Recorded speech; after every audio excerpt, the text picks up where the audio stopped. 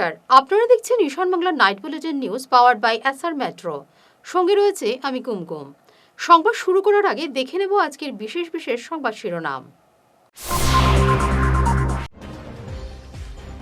অভিন্ন দেওয়ানি আইনের বিরুদ্ধে কড়া হুঁশিয়ারি গোবিন্দপুরীর।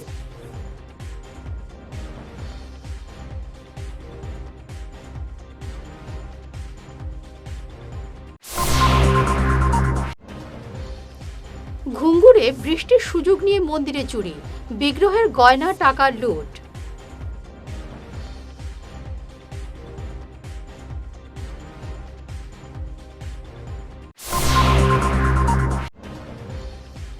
কৃত্রিম বন্যার কবলে ভুবড়িঘাট চা বাগানের ৩৫০ পরিবার।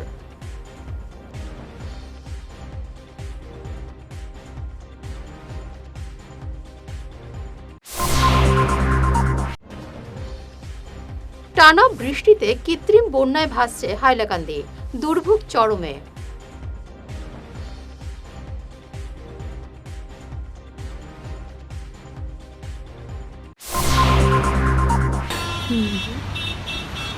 আরে সোমা, তুই এখানে কি করছিস? আরে রিনাদি, ভালো হয়েছে। শোনো না, বাবারই মেডিসিনটা না আমি কোথাও খুঁজে পাচ্ছি না। কি করা যায় বলো তো? তুই মেডিকালায় গিয়ে দেখেছিস?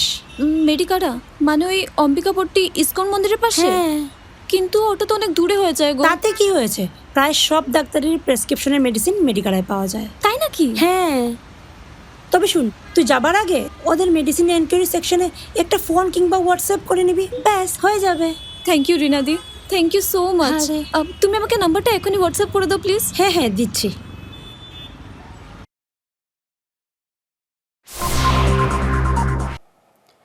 শুরু করছে বিস্তারিত ঈশান বাংলা নাইট বুলেটিন নিউজ। অভিন্ন দেওয়ানি আইনের বিরুদ্ধে কড়া হুঁশিয়ারি দিলেন জনসভা পরিষদের চেয়ারম্যান তথা আল জামিয়াতুল ইসলামিয়া খানকা মদনির অধ্যক্ষ মৌলানা আহমেদ শাহিদ গোবিন্দপুরী। বিগত কার্যকালে বিধানসভার অন্তিম অধিবেশনে মুখ্যমন্ত্রী হিমন্ত বিশ্ব শর্মার দৃঢ়তার সঙ্গে ঘোষণা করেছিলেন দ্বিতীয়বার এনডিএ ক্ষমতায় এলে প্রথম অধিবেশনে অভিন্ন দেওয়ানি আইন বিল পেশ করবেন। প্রতিশ্রুতি মতোই ২৬ মে অধিবেশনের অন্তিম দিনে পেশ করা হবে ইউসিসি বিল। আর শনিবার সাংবাদিক সম্মেলন ডেকে গোবিন্দপুরী স্পষ্ট জানিয়ে দিলেন এই বিলের বিরোধিতায় আগামী নভেম্বরে দিল্লির যন্তর মন্তরে তিনি ধর্নায় বসবেন। এই বিল শুধু মুসলমানদেরই নয়, সনাতনীদেরও ক্ষতি করবে, তাই সবারই ইউসিসির বিরোধিতা করা অত্যন্ত জরুরি। ২৬শে মে আসাম বিধানসভায় ইউনিফর্ম সিভিল কোড অভিন্ন দেওয়ানি বিধি বিল পাশ হবে। আমি এই বিলের প্রতিবাদ করি। এই বিল পাশ হওয়াকে আমরা কোনো মতেই মানিয়ে নেব না। ভারতবর্ষ আধ্যাত্মিক দেশ, ভারতবর্ষ সনাতনী হিন্দু প্রধান দেশ। এই ভারতবর্ষ থেকে আধ্যাত্মবাদ সারা পৃথিবীতে ছড়িয়ে পড়েছে। আমরা ভারতবর্ষে বহু ধর্মাবলম্বী মানুষ বাস করি। হিন্দু, মুসলমান, খ্রিস্টান, বুদ্ধ, পাহাড়ি, ট্রাইবাল, প্রত্যেকে যার যার ধর্ম সুন্দরভাবে পালন করতেছেন। প্রত্যেকটি ধর্মের পার্সোনাল ল রয়েছে।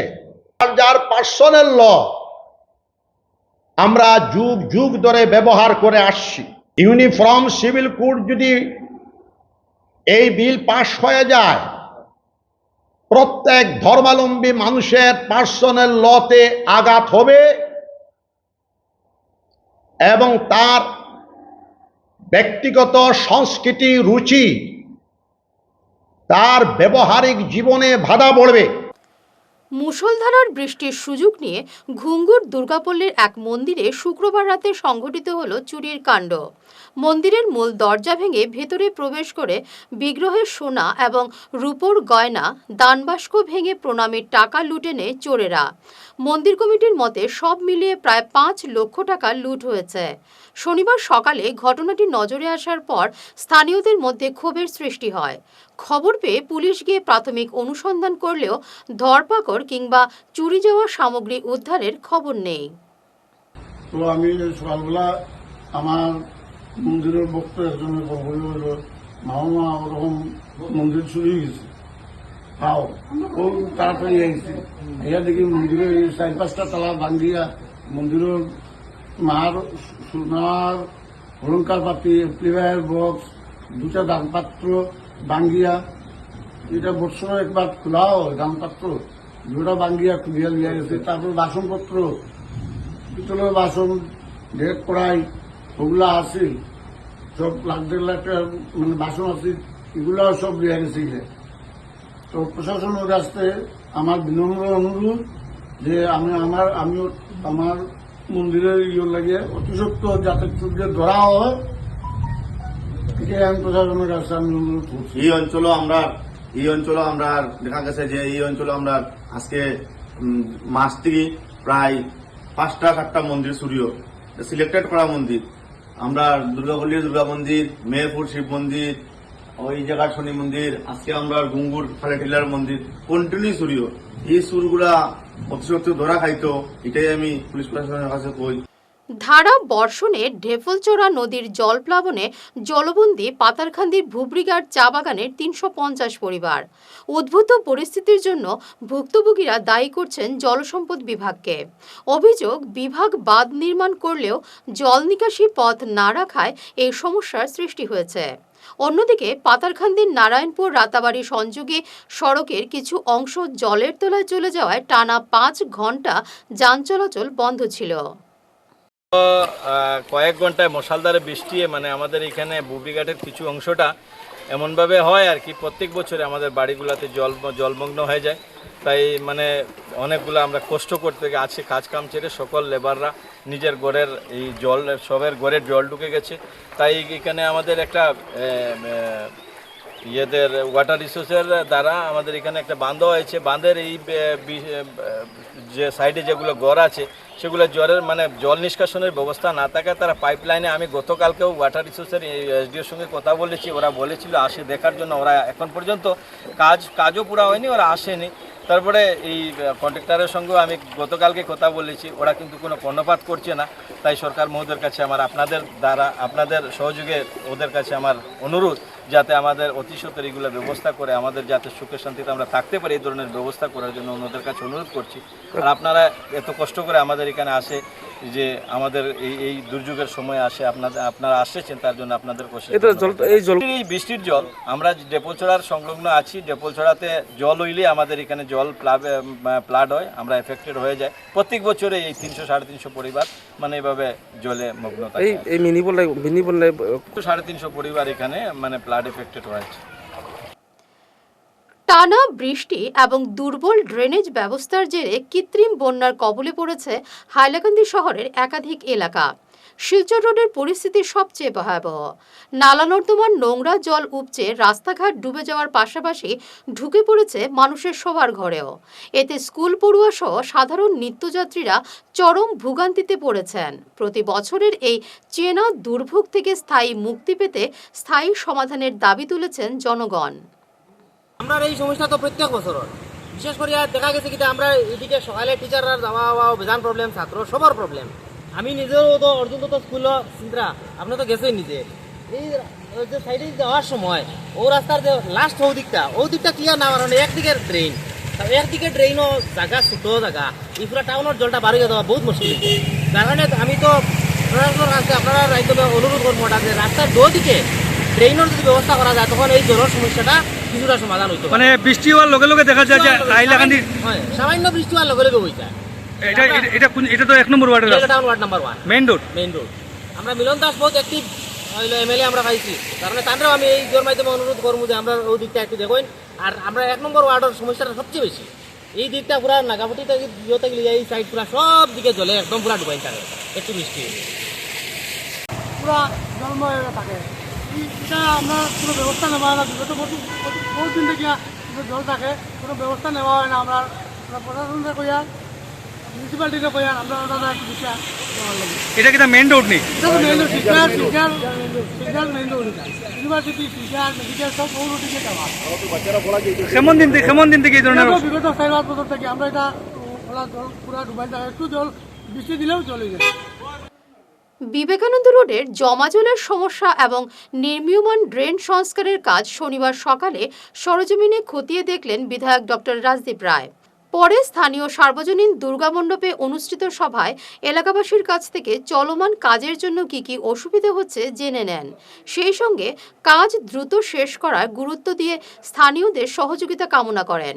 এদিন বিধায়কের সঙ্গে উপস্থিত ছিলেন বিভাগের দায়িত্বপ্রাপ্ত এডিসি, পূর্ত রোড ডিভিশন এবং এপিডিসিএল-এর আধিকারিক সহ প্রাক্তন পুর কমিশনার রাজেশ দাস, জেলা বিজেপির প্রাক্তন সভাপতি বিমলেন্দু রায়, সুমনা দাস, পুলক দাস, শিলচর ডেভেলপমেন্ট অথরিটির প্রাক্তন চেয়ারম্যান মঞ্জুল দেব প্রমুখ। এরকম একটা পরিস্থিতি আছে, এটা আমরা হয়তো করতে পারছি। এই জায়গাতে আমার একটা আবেদন আপনারা কাছে, আপনারা যারা সিনিয়র বাবু আছেন, আপনারা 5-6 জনের একটা টেকনিক্যালি এক্সপার্ট অ্যাডভাইজারি কমিটি বানাই, যারা বিবেকানন্দ রোডের স্লোপ, বিবেকানন্দ রোডের কোন দিকে রাস্তার আউটলেট হইত, একজনে কইসুন পশ্চিম আর পূর্বর কথা। আমিও এটাতে একমত, কারণ বিবেকানন্দ রোডের দুটা সাইড, মাতৃ মন্দির এদিকে থেকে আরম্ভ করে এদিকে কলেজ রোডের বাজার, এটাও একটু আপসাইড আছে, এটাও উপরে আছে, জলটা নিচে আই। এখন নিচে যখন আয়, এটার পূর্ব আর পশ্চিম যেটা বেসিক সায়েন্স, পূর্ব দিকের ড্রেনটা হয়তো মোটামুটিভাবে শেষ হয়ে গেছে, যাইব গিয়া এটারে কানেক্ট করলে আমায় আরও 2টা ড্রেনের আউটলেট কানেকশন করছে। তো দরকার লাগলে আমরা বাইফার্কেট করে দেব, ড্রেনের 2 দিকে যাও, 2 দিকে ডিভাইড হয়ে গেলে কোনো অসুবিধা হইতো না। আমি অলরেডি এই কথাটা কইছি, তারা দেখবা। কিন্তু এটারেও অ্যাডভাইস করার লাগে আপনার মধ্যে একটা অ্যাডভাইজারি কমিটি, একটাই অ্যাডভাইজারি কমিটি হইব, যেটা প্যান পুরা বিবেকানন্দ রোড লইয়া হইব, একদম মাতৃ মন্দির থেকে এই দিক, পূর্ব দিক আর পশ্চিম দিক। এবারে নিচ্ছি সামান্য একটি বিরতি, সঙ্গে থাকুন। দাঁতের সমস্যায় ভুগছেন, খরচ নিয়ে ভাবছেন? আর চিন্তা নেই, শিলচরের এসআর ডেন্টাল স্টুডিও নিয়ে এসেছে আপনাদের জন্য এক অভাবনীয় সুযোগ। এখন থেকে আপনার পরিবারের যে কোনো একজন রেজিস্ট্রেশন করলেই পরিবারের বাকি সবাই 4 জন পাবেন দাঁতের যে কোনো সমস্যার সম্পূর্ণ বিনামূল্যে চেক আপ। হ্যাঁ, ঠিকই শুনেছেন, একজনের খরচে সুস্থ থাকবে পুরো পরিবার। তাই দেরি না করে আজই চলে আসুন আর আপনার হাসি আরও উজ্জ্বল করুন। আমাদের ঠিকানা SR dental studio, Rangirkhari, Silchar, SR metro ঠিক উপরতলায়। Phone number 8638246619। শহর বদলায়, ফ্যাশন বদলায়, কিন্তু কিছু আবেগ চিরকাল অমলিন। শিলচরের খান জুয়েলার্সে পা রাখতেই সেই আভিজাত্যের ছোঁয়া অনুভব করলাম। শান্ত পরিবেশ, মার্জিত ডেকোরেশন আর হীরা সোনার এক অনন্য সংগ্রহ। প্রতিটি গয়না যেন নিখুঁত শিল্পকর্ম। আধুনিক এক্সক্লুসিভ ডিজাইনের সঙ্গে রয়েছে 51 বছরের অটুট বিশ্বাস ও ঐতিহ্য। মায়ের জন্য ভালোবাসার উপহার হোক বা জীবনের বিশেষ মুহূর্ত, খান জুয়েলার্স মানেই স্মৃতিকে করে তোলা আরও মূল্যবান। আপনি কবে আসছেন আপনার প্রিয় মুহূর্তটি সাজাতে? ফিরে এলাম অন্যান্য সংবাদ নিয়ে। শিলচর শরৎপল্লীর ক্ষুদে নৃত্যশিল্পী সমর্পিতা চৌধুরী জনপ্রিয় রিয়েলিটি শো সর্বভারতীয় ডান্স বাংলা ডান্সের মেগা অডিশনে উত্তীর্ণ হয়ে টিভি শোতে জায়গা পেয়েছে। আগামী 20 জুন টিভির রাউন্ডে অংশ নিতে সমর্পিতা কলকাতা যাচ্ছে। 3 বছর বয়স থেকেই সমর্পিতা নৃত্যের পাশাপাশি মডেলিংয়ের কাজ করছে। শিলচর সহ বিভিন্ন রাজ্যের অনুষ্ঠানে পুরস্কৃত হয়েছে।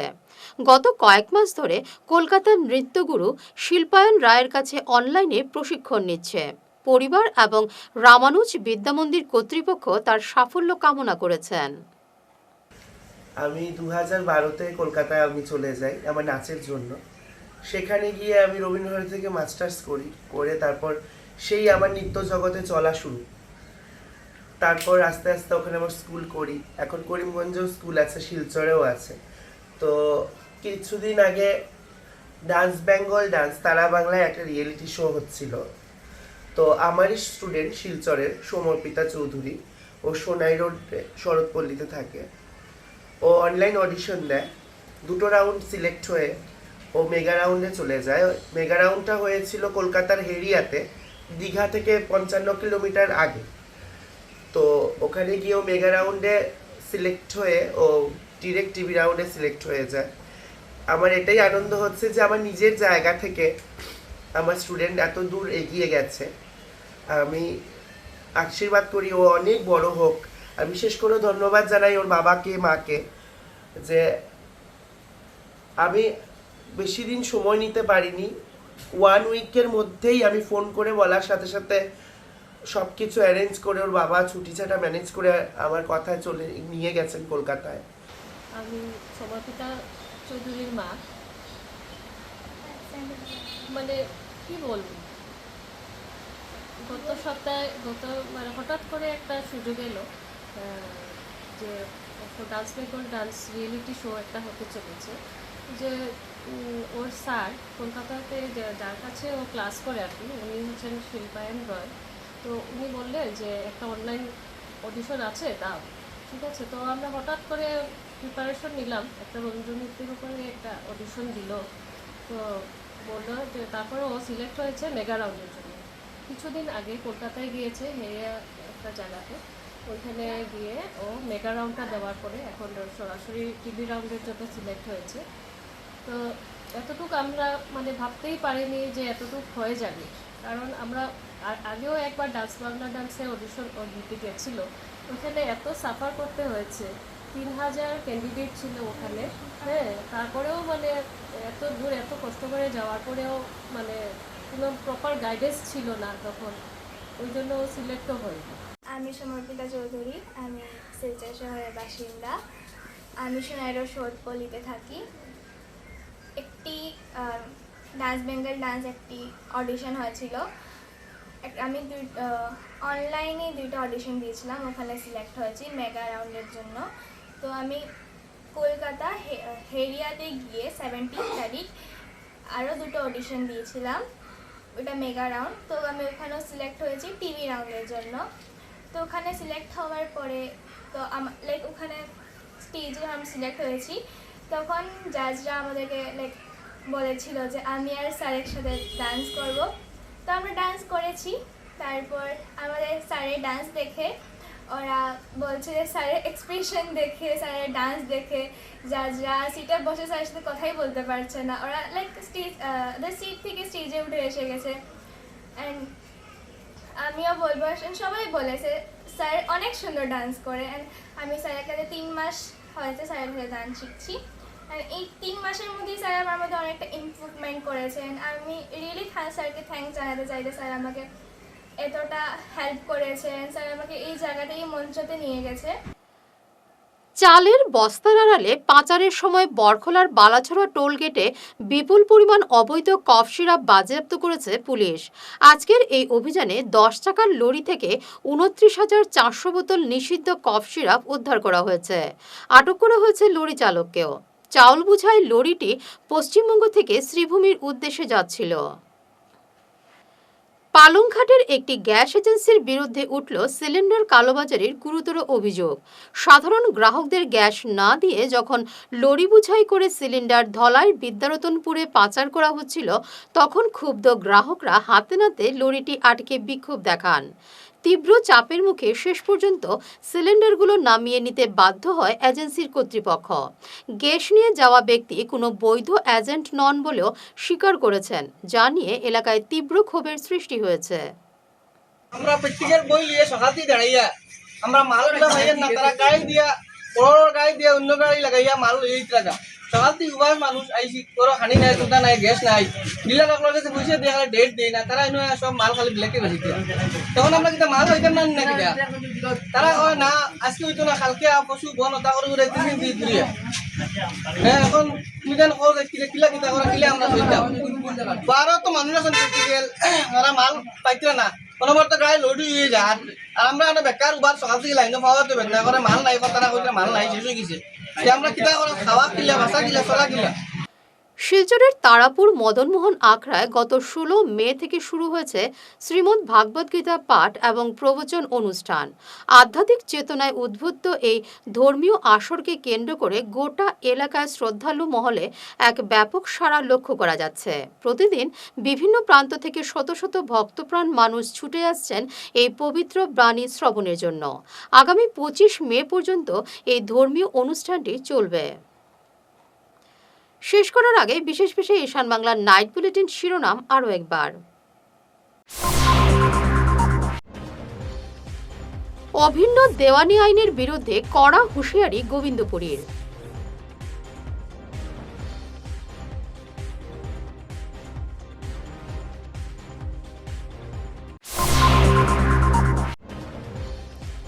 ঘুঙ্গুরে বৃষ্টির সুযোগ নিয়ে মন্দিরে চুরি, বিগ্রহের গয়না টাকা লুট।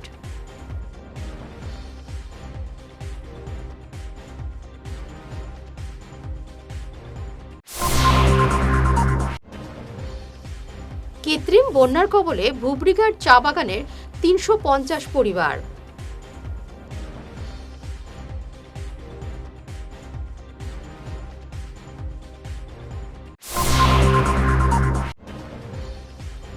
টানা বৃষ্টিতে কৃত্রিম বন্যায় ভাসছে হাইলাকান্দি, দুর্ভোগ চরমে।